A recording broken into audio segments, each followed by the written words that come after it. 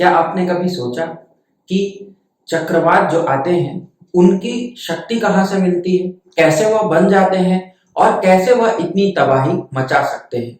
आपको एक बात बता दूं कि एक चक्रवात में नागासाकी पर गिराए गए बम से 10,000 गुना डिस्ट्रक्शन करने की शक्ति हो सकती है, होती भी है।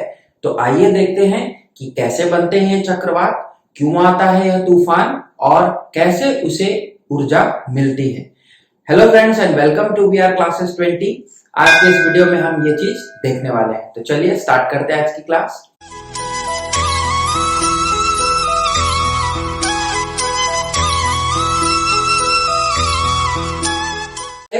सबसे पहले आप सभी इस चीज को समझ लीजिए कि आपको चक्रवात पढ़ने से पहले दो कंसेप्ट को बहुत अच्छे से समझना है, जो मैं अभी आपको बताने वाला हूं। सबसे पहला कंसेप्ट है प्रेशर का, ठीक है। तो यदि यह जमीन है या फिर यह पानी भी है, कोई भी सरफेस आप ले सकते हैं, जमीन भी हो सकता है, पानी भी हो सकता है, ठीक।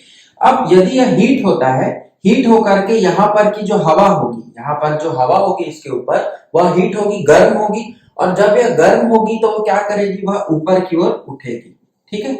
वह किधर जाएगी, ऊपर की ओर जाएगी। अब जब भी हवा ऊपर की ओर जाती है तो यहाँ पर क्या बनेगा, यहाँ पर बनेगा आपका लो प्रेशर एरिया। इस प्रेशर, यहाँ पर का प्रेशर क्या हो जाएगा, दबाव वहां कम हो जाएगा, ठीक है। इसलिए वहां पर क्या बनेगा, लो प्रेशर एरिया बनेगा। अब जब ये लो प्रेशर एरिया है तो हवा किस तरफ जाएगी, हवा ऊपर की ओर उठेगी। जब ऊपर की ओर उठती है हवा तो वहां पर का टेम्परेचर, जैसे जैसे हाइट बढ़ती टेम्परेचर में कमी आती है। जब टेम्परेचर इसका कम होगा तो जब टेम्परेचर कम होगा तो यहाँ पर क्या बन जाएगा, ऊपर में हाई प्रेशर बन जाएगा। क्लियर, ये चीज क्लियर है, बहुत ही इंपॉर्टेंट है। इस चीज को आप बिल्कुल समझ जाइए। अब जब हवा यहाँ पहुंच गई, वहां का टेम्परेचर हाई हो गया, सॉरी प्रेशर हाई हो गया, टेम्परेचर लो है, तो अब यहां से हवा क्या करेगी, यहां से हवा कहीं दूर की ओर जाने की कोशिश करेगी, ठीक। तो ये हवा जाकर के इधर गई और फिर से यह कहां पर, ऐसी जगह चली गई जहां पर इसको एक लो प्रेशर मतलब हाई टेम्परेचर साइड मिला। तो जब यहाँ हाई टेम्परेचर होगा तो अगेन यहाँ पर क्या हो जाएगा, लो प्रेशर होगा। टेम्परेचर हाई है, हवा फिर से क्या होगी, लो हो जाएगी, वहां प्रेशर कम हो जाएगा। लो प्रेशर होने से फिर से हवा क्या होगी, वहां से ऐसी जगह जाएगी जहां पर प्रेशर हाई हो।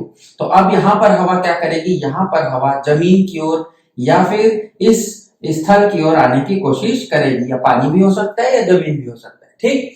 अब लो प्रेशर यहाँ था तो यहां से हवा डिफ्लेक्ट होगी और यहां से हवा ऊपर की ओर तो नहीं जा पाएगी, क्योंकि ऊपर में तो क्या हो रहा है, वहां पर तो एक अलग सी हवा चल रही है जिसको हम कहते हैं जेट स्ट्रीम, हम बाद में देखेंगे। तो यह हवा नीचे की ओर आएगी और नीचे की ओर यह आकर के यहाँ पर अब बना लेगी हाई प्रेशर। फिर से यहाँ हाई प्रेशर है। हाई प्रेशर कब बनता है, जब टेम्परेचर लो हो जाए, और जब टेम्परेचर लो होगा तो अगेन हवा यहाँ से क्या करेगी, डिफ्लेक्ट करेगी। तो आपने देखा चार condition, low to high, high to low, low to high, high to low. हमेशा ऐसे ही सर्कुलेशन होता है। जिस जगह हाई प्रेशर बनता है उसे आप कहते हैं डाइवर्जेंस, और जिस जगह लो प्रेशर होता है उस जगह आप कहते हैं कन्वर्जेंस, ठीक। यहां पर हवा आएगी हमेशा, लो प्रेशर पर हमेशा हवा क्या होगी, आएगी, और हाई प्रेशर से हमेशा हवा बाहर की ओर जाएगी, ठीक। यहां पर लो प्रेशर है, यहां से हाई टू लो आया, यहां से भी कहीं से वो हाई टू लो आएगी, हो जाएगा डाइवर्ज हो जाएगा, ठीक है। तो यहां पर कन्वर्जेंस, यहां पर डाइवर्जेंस। आई थिंक ये कंसेप्ट क्लियर है, बहुत इंपॉर्टेंट कंसेप्ट है before going to the cyclones. अब हम एक और कंसेप्ट देखेंगे जो बहुत ही इंपॉर्टेंट है। आपको हमने देखा हुआ था, जब सबसे पहले हम देख रहे थे कि अर्थ जो है वह क्या करती है, रोटेट करती है। तो पृथ्वी के घूमने के कारण, जब पृथ्वी घूमती है तो वो घूमती है पश्चिम से पूर्व की ओर, वेस्ट टू ईस्ट। तो जब भी यह पृथ्वी जो कि अपने अक्ष पर घूमती है, तो ये एक हो गया मान लीजिए इक्वेटर। तो पृथ्वी के जो घूमने के कारण, इसके अक्ष में घूमने के कारण, ये जो घूर्णन है, इसके कारण क्या होता है कि जब भी कोई हवा उत्तर पोल से, मतलब यहाँ नॉर्थ पोल हो गया, ये साउथ पोल हो गया, तो उत्तरी ध्रुव से इक्वेटर की ओर चलेगी या दक्षिणी ध्रुव से इक्वेटर की ओर चलेगी, तो उसमें क्या होगा, उसमें डिफ्लेक्शन आएगा। कैसे डिफ्लेक्शन आएगा देखते हैं। अगर उत्तरी ध्रुव से हवा, नॉर्थ पोल से हवा आ रही है इक्वेटर की तरफ, तो वह किधर बेंड हो जाएगी, राइट साइड बेंड हो जाएगी। कहां हो रही है, नॉर्दर्न हेमिस्फीयर में हो रही है, ठीक। और यदि हवा दक्षिण ध्रुव से इक्वेटर की ओर चल रही है, सदर्न हेमिस्फीयर में है, तो वह अपने लेफ्ट साइड डिफ्लेक्ट हो जाएगी, ठीक। ये कहां हो रही है? सदर्न हेमिस्फीयर में। तो हमेशा याद रखिएगा। और इसी डिफ्लेक्शन को, यह जो डिफ्लेक्शन हो रहा है, इसके पीछे जो बल काम कर रहा है उसे कोरियोलिस फोर्स कहा जाता है, ठीक। तो कोरियोलिस फोर्स के कारण ही हवा की दिशा में परिवर्तन होता है, उसमें एक दिशा पर डिफ्लेक्शन हो जाता है। नॉर्दर्न में राइट साइड मुड़ जाती है हवा और सदर्न हेमिस्फीयर में अपने लेफ्ट साइड मुड़ जाती है। तो ये दो कंसेप्ट आपको याद रखना है। अब हम देखते हैं कि अब जो है ट्रॉपिकल साइक्लोन्स कैसे बनते हैं। ट्रॉपिकल साइक्लोन दो शब्द से मिलकर बना है। हिंदी में यदि आप देखें तो उसे उष्णकटिबंधीय चक्रवात कहते हैं। अब ट्रॉपिकल शब्द का मतलब क्या होता है? तो ट्रॉपिकल वह एरिया होता है जो आपके नॉर्थ में ट्रॉपिक ऑफ कैंसर और साउथ में ट्रॉपिक ऑफ कैप्रिकॉर्न, इनके बीच में जो लाई करता है, ठीक है। इस वाले एरिया को आप ट्रॉपिकल एरिया बोलते हैं, ट्रॉपिक्स का एरिया बोलते हैं। और यहीं पर जो साइक्लोन डेवलप होते हैं, जो चक्रवात बनते हैं, उन्हें आप ट्रॉपिकल साइक्लोन्स कहते हैं। पहला चीज तो ये हो गया। दूसरी बात, आपके मन में सवाल आएगा कि क्या सर इसके बाहर पे साइक्लोन्स नहीं बनते क्या? बिल्कुल बनते हैं। उन्हें एक्स्ट्रा ट्रॉपिकल साइक्लोन्स कहा जाता है। उनका एक और नाम होता है फ्रंटल साइक्लोन्स, बट हम उसे किसी और दिन किसी और वीडियो में देखेंगे। आज हमारा जो टॉपिक है वह है ट्रॉपिकल साइक्लोन्स। तो आपको याद रखना है कि ट्रॉपिक्स पर बनने वाले साइक्लोन्स को ही ट्रॉपिकल साइक्लोन कहा जाता है। अब हम देखते हैं कि ट्रॉपिकल साइक्लोन्स कैसे बनेगा। तो मान लीजिए कि यह एक सी सरफेस है, समुद्र की सतह है जो गर्म हो रही है, ठीक है। जनरली जो साइक्लोन्स होते हैं वह गर्म जगह पर बनाए जाते हैं। जहां पर भी समुद्र का पानी गर्म होगा वहां पर साइक्लोन बनने के चांसेस बहुत ज्यादा हो जाते हैं, ठीक। या एक ही फैक्टर है, आप ऐसा मत सोचिए कि गर्म हुआ और सीधा साइक्लोन बन गया, नहीं, उसके अलावा भी कई चीजें हैं, हम देखने वाले हैं। सबसे पहले तो इसकी जो सतह होगी वह गर्म होनी चाहिए। लगभग उसे जो टेम्परेचर मिलना चाहिए वह मिलना चाहिए 27 डिग्री सेल्सियस, ठीक है। इतने टेम्परेचर वहां पर प्रिवेल होना चाहिए।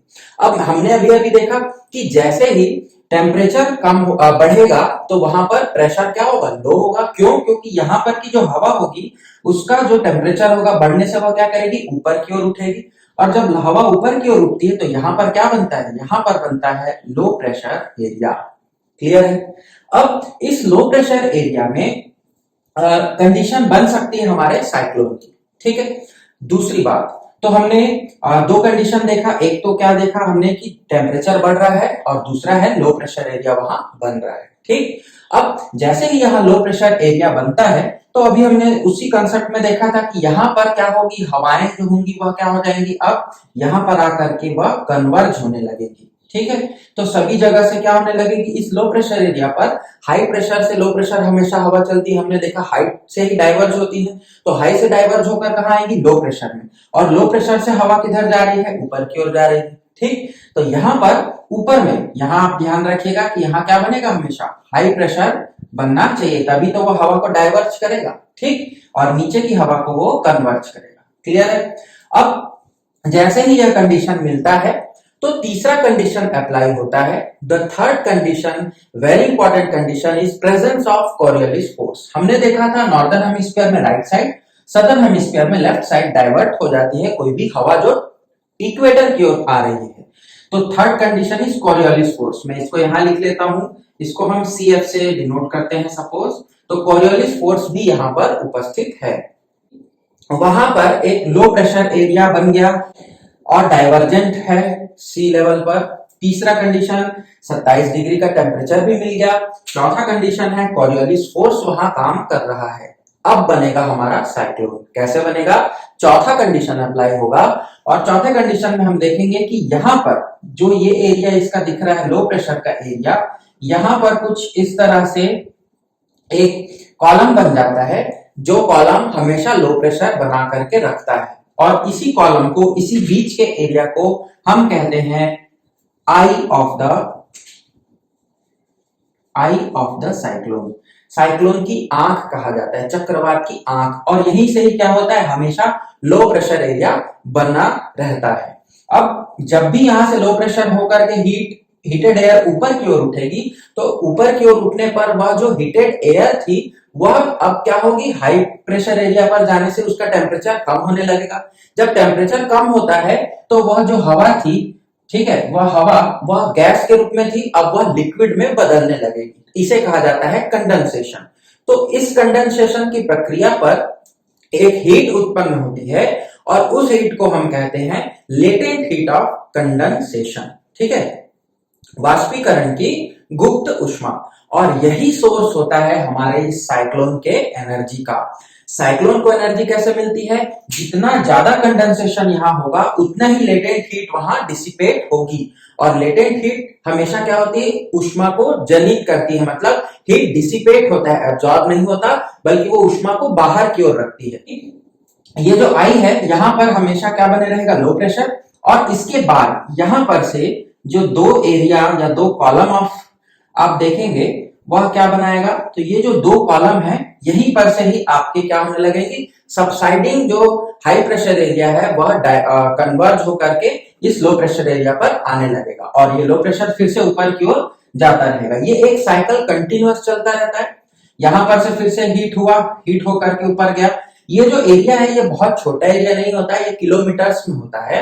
तो इतने बड़े एरिया पर उतना ज्यादा हीट होने से वहां कंडेंसेशन उतना ही ऊपर, उतना ही अधिक होगा और उतना ही लो प्रेशर एरिया उसको मिलता रहेगा। अब बात करते हैं हवाओं की। हवाएं जो है वह आती हैं, ठीक है। अब जब हवा यहां से आ रही है तो हमने देखा था कि यहां से जब नॉर्दर्न हेमिस्फीयर में हवा आती है तो वह किधर डाइवर्ज होती है, राइट की ओर डाइवर्ज होती है। यहां से आने वाली हवा डाइवर्ज हुई और मैं इसको इधर बनाता हूं, ये हमारा आई हो गया। यहां से हवा आई वह डाइवर्ज हुई राइट साइड की ओर, फिर से हवा आई वह भी डाइवर्ज हुई, फिर यहां पर जाकर के फिर वह राइट डाइवर्ज होगी, यहां जाकर के फिर वह राइट डाइवर्ज होगी, यहां पर भी वह इस तरह से एक क्या बन जाएगा, एक सर्कल की तरह हवा जो है वो सर्कुलेट होने लग जाएगी। और यही सर्कल बनाता है हमारा साइक्लोन। और चक्रवात का जो सर्कल है, जो एक घुमावदार एरिया है, वह बनने लग जाता है। तो आई थिंक ये क्लियर होगा। इसीलिए जब भी नॉर्दर्न हेमिस्फीयर पर क्या होता है, साइक्लोन बनते हैं, तो उनका जो डायरेक्शन है वह हमेशा एंटी क्लॉकवाइज बनता है और सदर्न हेमिस्फीयर पर क्लॉकवाइज। ठीक है, एंटी क्लॉकवाइज कहां बनेगा, नॉर्दर्न पे, और क्लॉकवाइज बनेगा आपका सदर्न हेमिस्फीयर पर। क्लियर, छोटे छोटे पॉइंट्स आपको याद रखना है, यहीं से क्वेश्चन बनते हैं। अब हम देखते हैं कि यहां पर जो कंडेंसेशन हो रहा है, लगातार जो कंडेंसेशन हो रहा है, उसके कारण क्या होगा, तो उसके कारण यहां पर एक रेन कॉलम बन जाएगा। ठीक है, ठीक है, पानी जो है वह क्या होने लगेगा, प्रेसिपिटेट होने लगेगा और प्रेसिपिटेशन के कारण यहाँ पर एक रेन कॉलम या रेन का एक बैंड बोल सकते हैं आप, वह बन जाएगा और यहाँ पर बनने लग जाएंगे बादल। ठीक है, इसमें क्यूमुलस और निम्बस क्लाउड्स बनेंगे। क्यूमुलो निम्बस भी बन सकता है क्योंकि वह बहुत ज्यादा क्या करते हैं, बारिश कराते हैं। क्योंकि यहाँ पर नीचे में जो सोर्स है वह है हमारा ओशन, मतलब वाटर सोर्स, और वाटर सोर्स होने के कारण उसको मॉइस्चर हमेशा मिलता रहता है, गर्मी भी वहां है और वाटर सोर्स भी है, तो यहाँ मॉइस्चर का सप्लाई जो है वो कभी भी कट नहीं होता। तो जितना ज्यादा मॉइस्चर होगा उतनी ही ज्यादा लो प्रेशर, उतनी ही ज्यादा कंडेंसेशन हीट, उतना ही ज्यादा इसका अमाउंट ऑफ एनर्जी और उतने ही ज्यादा बारिश भी होने लगेगी, क्योंकि कंडेंसेशन लगातार चल रहा है। क्लियर है। तो अब हम देखते हैं कि ये मूव कैसे करते हैं। तो जैसा हमने देखा कि लो प्रेशर एरिया और ये जो विंड है, तो जो हम नॉर्मल अगर विंड सिस्टम की बात करें तो कुछ विंड्स जो है वो परमानेंट विंड्स कहलाती हैं, जो हमेशा पूरे अर्थ में बहती रहती हैं, और इन्हें प्लैनेटरी विंड्स या परमानेंट विंड्स कहते हैं। इन्हीं प्लैनेटरी विंड्स के जब प्रभाव इस पर पड़ता है तो ये जो चक्रवात है, ये जो साइक्लोन बना है ओशन में, या अब किधर चलने लगता है, ये मूव करता है टुवर्ड्स द लैंड। ठीक, ज्यादातर आपको पता होगा कि ये लैंड है और ये मान लीजिए आपका ओशन है, तो ये सी मान लेते हैं और ये लैंड मान लेते हैं। तो जब भी कोई हवा सी से लैंड की ओर बहकर आती है, और लैंड यदि हीटेड है का मतलब यहाँ लो प्रेशर है और यहाँ पर हाई प्रेशर है। तो ऐसे जब भी कंडीशन होता है और यह हवा जब लैंड पर आती है तो आपको ऑब्वियसली पता है कि ये मॉइस्चर लेकर के आएगी और ये यहाँ पर आकर के क्या कराएगी, बहुत सारा बरसात कराएगी।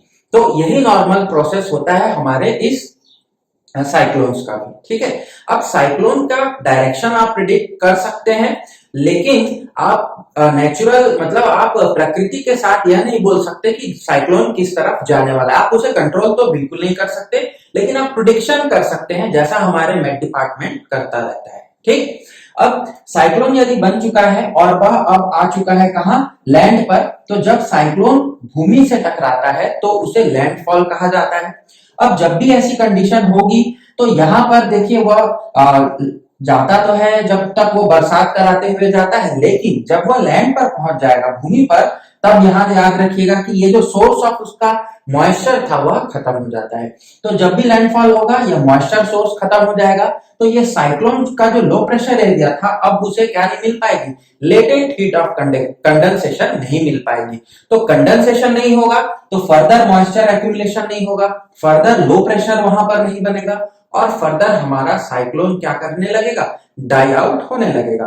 तो जैसे ही वह भूमि से टकराता है हवाएं तो जरूर चलेंगी, लेकिन बरसात जो है वह कम हो जाती है, क्योंकि मॉइस्चर कंटेंट यहां हट चुका है, रेन फॉर्मिंग क्लाउड्स वहां से हट जाएंगे, और साइक्लोन जो है अब वह केवल हवाओं में परिवर्तित हो जाएगा।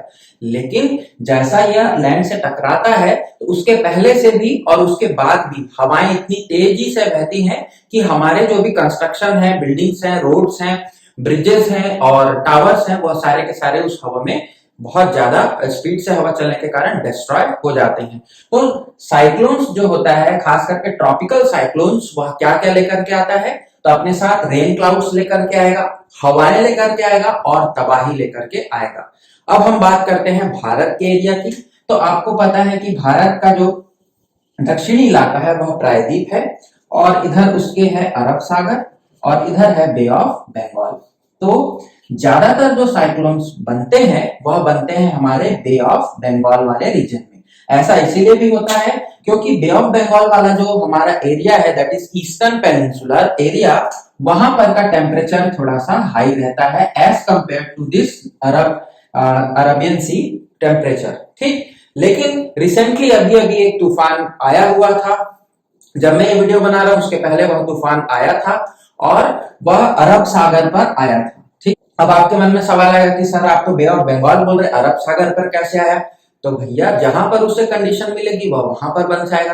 प्रोबेबिलिटी बहुत कम होती है अरेबियन सी में, ठीक है, बहुत ही कम अरेबियन सी पर बनते हैं। बे ऑफ बंगाल पर आपको हर साल, हर 2 साल में आपको साइक्लोन वहां दिखता है, क्योंकि यहाँ पर जो कंडीशंस हैं, जो फेवरेबल कंडीशंस हमने देखे, वो बहुत ज्यादा अच्छे से मिलते हैं। इंडिया के पर्सपेक्टिव में अगर बात करें तो ये जो साइक्लोनिक प्रोन एरिया है, इसे मैंने आपको करंट अफेयर्स में भी अभी कराया था जिस दिन हमने इस तूफान के बारे में बात की।